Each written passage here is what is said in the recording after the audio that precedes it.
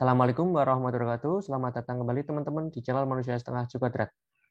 Oke, jadi di sini kita akan membahas mengenai sentence embedding lagi ya. Kalau kemarin kita bahas sentence embedding dengan bird ya. Jadi kita sekarang nambahin s di depannya. Jadi s bird. Bedanya apa? Jadi kalau bird itu kita sentence embeddingnya pertama kita punya kalimat. Habis punya kalimat kita lakukan word embedding. Nah, habis dapat word embedding kita rata-rata atau flatten atau diapain ya bebas ya. Cari medianya, minnya, yaitu namanya pooling. Habis itu didapatkan sentence embeddingnya. Jadi ada kalimat, word embedding, baru sentence embedding. Nah, kalau sekarang kita langsung dari ada kata, ada kalimat, nanti langsung ke sentence embedding tanpa kita ngoding word embeddingnya. Jadi kita kayak menghilangkan satu step lah. Nah, jadi BERT untuk sentence similarity ini awalnya ya. Jadi sebelum adanya sentence embedding, word embedding gitu kan, tujuan dari dilakukannya vektorisasi ini karena orang-orang itu pengen tahu kemiripan antara satu teks, satu sentence dengan sentence yang lain. Contohnya Ronaldo playing football dan LeBron James playing basketball. Mereka akan mirip dibandingkan dengan cake is very delicious. Karena yang kedua sentence awal itu bahas sport ya. Yang sentence terakhir itu membahas mengenai kue, makanan. Jadi similarity-nya lebih besar yang awal, kedua kalimat awal. Nah, jadi tujuannya dilakukan word embedding dan sentence embedding kayak gitu untuk mencari similarity between two sentences atau lebih. Nah, kemudian karena RNN LSTM itu lama runningnya, karena dia harus sequential mode, jadi terbentuklah transformer. Transformer itu dimodifikasi jadi bird, dan bird nanti dimodifikasi menjadi s-bird.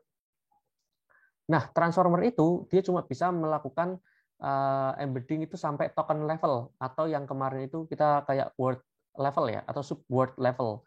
Jadi nanti kalau menjadikan sentence embedding ya kita nanti tinggal di average atau di min atau apapun itu yang tadi saya sebutkan di awal. Nah, sebelum memasukkan ke dalam bird-nya itu, jadi kita harus mengappend dulu si sentence-nya. Nah, kita lihat dulu ya, yang kalimat ketiga dan kedua ini harus mirip-mirip sih harusnya. Jadi buat sentence A dan B itu akan digabung dengan dipisahkan oleh separator. Kalau manusia kan gini, ada kalimat pertama, kalimat kedua kita pisahkan biasanya pakai tanda titik. Tapi kalau komputer kita pisahkannya pakai token namanya sep. Jadi contohnya Ronaldo playing football. Ronaldo is playing football. Titik LeBron James is playing basketball. Kalau manusia kan kayak gitu. Kalau si komputer mengetahuinya, kita harus kasih awalan kan biasanya CLS, kemudian Ronaldo is playing football, kemudian titik, kemudian sep gitu kan. Nah, ini sep nih. Kemudian LeBron James is playing basketball. Itu memang formatting ya dari si bird itu kayak gitu. Harus ada separator antara dua sentences atau dua paragraf. Kayak gitu sih. Tergantung kalian mau satuannya apa, satuan ininya, kalimatnya. Granularity-nya, sorry. Kemudian untuk mengukur apakah sentence A dan B itu similar, biasanya di atas dari bird arsitekturnya kita kasih suatu layer output berupa classifier yang entah itu pakai softmax atau logistik ya, tergantung sih kalian mau binary atau multi-class. Contohnya kayak gini. Jadi ada sentence A dan sentence B, kemudian sebelum masuk ke dalam word embedding, itu sentence A dan B digabung, seperti yang saya contohkan tadi, dipisahkan oleh token separator, sep, kemudian kita lakukan word embedding, lakukan sentence embedding, masukkan ke feed forward neural network atau FFNN, kemudian dicari similarity-nya antara 0 sampai 1. Kayak gitu sih. Jadi nanti kita akan lihat ya, kenapa ini kurang bagus. Ini awalnya kan, ini kayak model awal-awal, jadi kita sebelum tercipta expert itu kayak gini. Nah, disadvantages-nya ini kayak ini. Jadi di cross encoder network just produce very accurate. Memang akurat ya dengan dilatih melewati BERT dan dilatih melewati FNN kayak gini dengan inputan dua sentence yang sudah disatukan.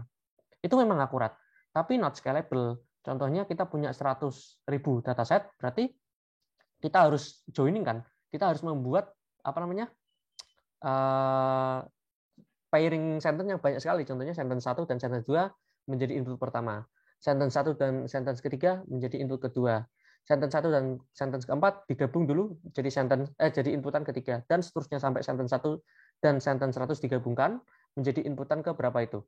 Kemudian 2 dan 3, 2 dan 4, 2 dan 5, 2 dan 6 sampai 2 sampai 100. Kemudian pairing antara sentence 3 dan juga sentence keempat, sentence ketiga dan sentence kelima, dan seterusnya sampai sentence ke 100. Jadi banyak sekali kombinasinya. Makanya runningnya akan lama.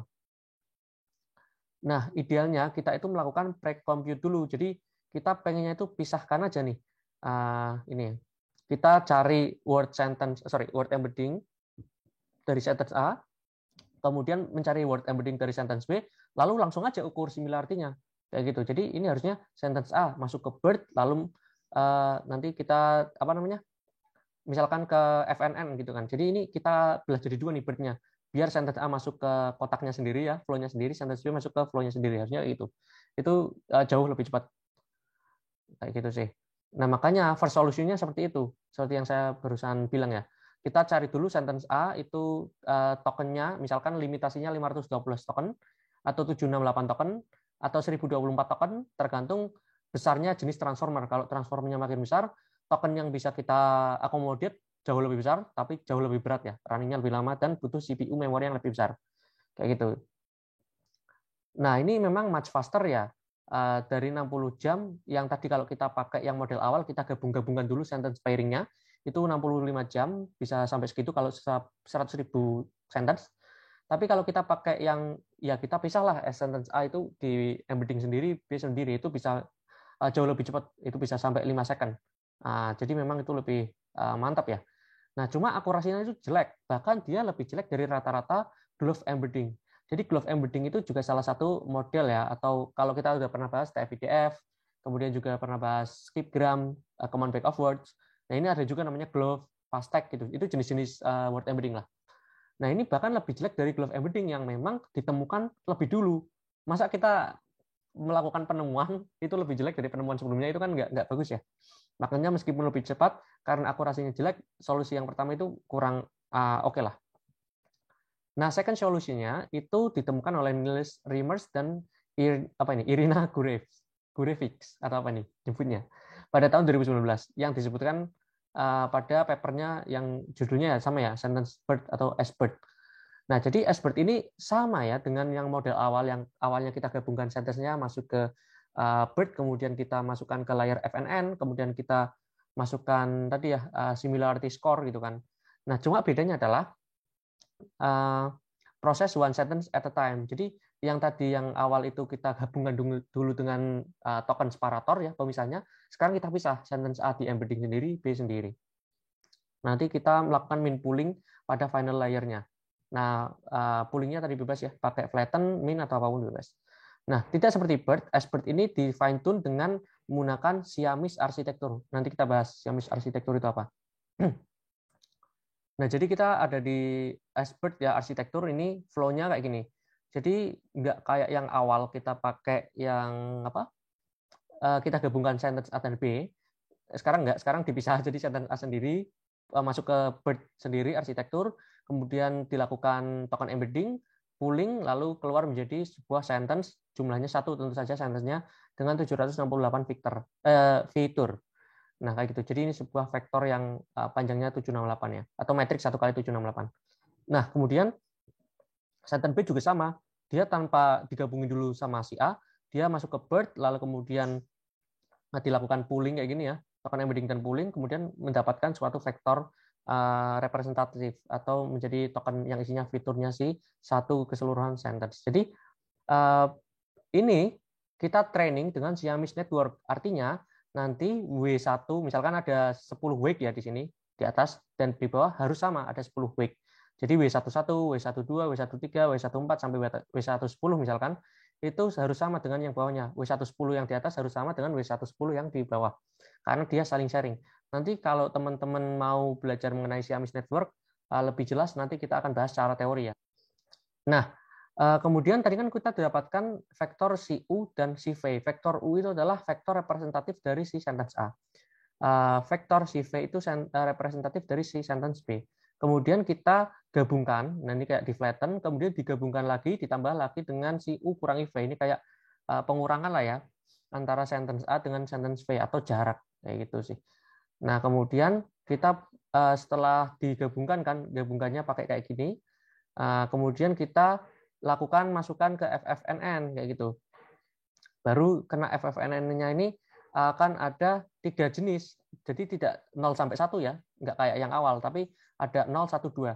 Jadi 0 itu berarti sangat similar, 1 itu less similar atau nggak ada similarity, atau yang ketiga itu atau yang di Python berarti 2 ya, 0, 1, 2.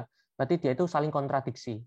Nah, kayak gitu. Kalau teman-teman pakai korelasi kan juga main 1 sampai 1 ya. Kontradiksi, netral, atau saling berhubungan erat gitu, linear ke atas.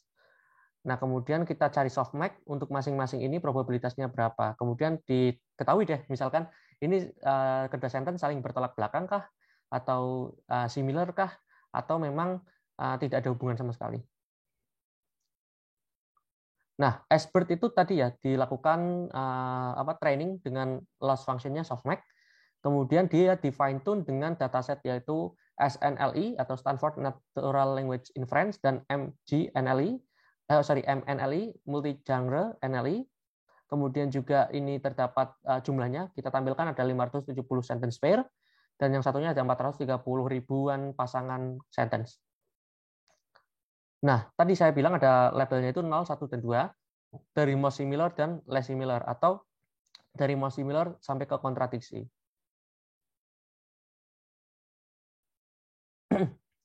Oke, jadi yang pertama kali kalian harus lakukan yaitu install sentence transformer. Nah, kalau misalkan kalian kemarin pakainya from scratch, berarti installnya pu install transformer aja, tanpa sentence di awalnya. Kemudian diimport ya. Nah, kalian bisa ambil pre-trained model. Di sini saya ambil yang paling kecil yaitu Paraphrase Albert Small v2. Nah, kalian bisa lihat di dokumentasinya di bagian asbert.net, dokumen pre-trained model.html. Nah, kalian bisa sort by model size, speed untuk ininya encoding, akurasi dalam benchmark dataset. Karena saya nggak pedulikan akurasi dan speed ya, saya mau lihat model size-nya biar saya download-nya nggak besar. Nah, jadi saya sort by model size saja. Karena ini tutorial gitu kan. Kalau kalian mau yang terbaik ya pakai average performanya yang paling tinggi aja. Di sini paling kecil Paraphrase Albert Small v2. Nah, jadi saya ambil yang itu. Kalau kita run, ini saya cepat ya karena saya udah download tadi. Nah, di sini ada tertulis bahwa dia transformer dengan maksimum sequence length-nya itu 100 dan dia tidak dilakukan lowercase. Dia berasal dari bird yang jenisnya adalah Albert. Nah, kemudian poolingnya sendiri dia bisa mengakomodasi hingga 768. Ini luar biasa ya. Bahkan model-model yang lebih besar itu kadang cuma sampai 512-an aja sih bisa akomodasinya. Ini pooling modenya tidak CLS token tapi pakai mint token dan seterusnya ya. Nah, kemudian ini saya punya contoh sentences ada 5. Ronaldo adalah pemain terbaik dunia, Ankara Messi, Haaland adalah pemain terbaik saat ini, my dentist tells me that chewing brick is very bad for your teeth, kemudian juara NBA adalah Brooklyn Nets. Nah, kalau kita lakukan model.add code, ini udah selesai. Jadi kita udah dapat embedding-nya kayak gini. Jadi ini adalah embedding untuk si dataset pertama atau sentence pertama, ini untuk sentence kedua dan sampai ke sentence kelima. Jadi cuma dengan berapa 3 line atau 4 line sama install itu kita sudah dapat sentence embedding bandingkan dengan kita running yang kemarin. Itu panjang ya. Nah, untuk mengukur similarity-nya kita bisa pakai cossim atau bisa pakai dot score.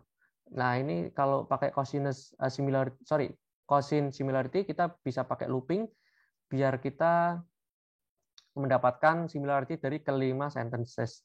Kalau kita lihat yang paling tinggi itu ini ya, ini. Nah, jelas karena kalau kita lihat ini ada di diagonal utama suatu matriks. Artinya ini adalah similarity antara dia dan dirinya sendiri. Ya pasti similar sama dirinya sendiri. Berarti kan Ronaldo adalah pemain terbaik di dunia, itu sangat mirip dan perfect mirip malah ke Ronaldo adalah pemain terbaik dunia. Ya memang kayak gitu harusnya, wajib. Nah, tapi sentence pertama nih, itu paling mirip dengan siapa? Kalau kita lihat, paling gede kan ukurannya adalah si sama yang ini ya. Sentence ketiga, ini apa? Haaland adalah pemain terbaik saat ini. Jadi, kalimat pertama itu paling mirip dengan kalimat yang ketiga. Kalau kita coba pakai yang dot score coba ya. Tapi kita mau nyoba Ronaldo adalah pemain terbaik dunia itu mirip dengan 2 sentence aja, jangan 5. Nanti kebanyakan. Nah, jadi kita coba ini tentang football kedua-duanya, tapi ternyata memang lebih mirip antara Ronaldo dengan Haaland karena di sini ada sama-sama kata adalah pemain terbaik. Ini juga sama. Jadi mereka punya yang similarity yang tinggi. Nah, meskipun kita lihat bahwa angkara Messi itu bukan suatu kalimat yang proper, tapi karena si Bird itu tahu bahwa Messi pemain sepak bola, jadi cukup tinggi juga ya di sini untuk si similarity-nya. Nah, ini juga kan cukup tinggi. Kayak gitu. Oke, mungkin cukup sekian. Semoga bisa bermanfaat. See you next time. Bye-bye. Assalamualaikum warahmatullahi wabarakatuh.